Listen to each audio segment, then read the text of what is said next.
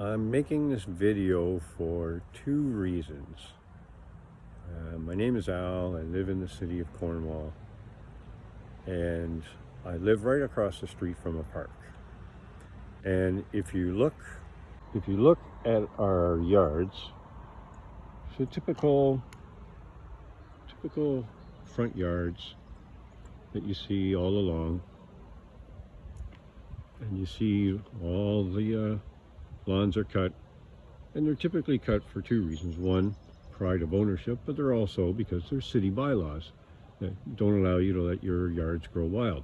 Now, right across the street from my home is a park for kids, and part of that park is this mess. Look at this. This is allowed to grow wild, and the reason and the rationale that the city has given us is that it's a natural space.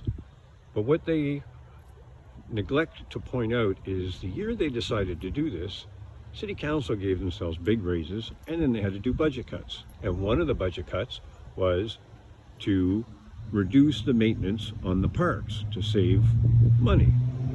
So when they did this, we complained and voiced our concerns, and it was put in the local newspaper about the allergies and the risk of ticks, and also that we have city bylaws that force us to keep our yards like this, and the city, who make up the rules as they go, does this. So that's my first issue with all of this. My second issue is, I already voiced that we were concerned about ticks and allergies, but there's another concern. 3 days ago, my cat, who I've had for 15 years, my pet Monty, who sits out here on the grass, doesn't bother anyone, and greets people as they go by. Everyone in the neighborhood knows my cat.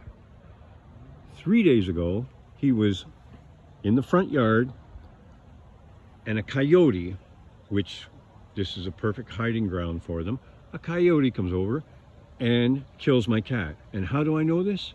Because it was on my security cameras that you see on the front of my house.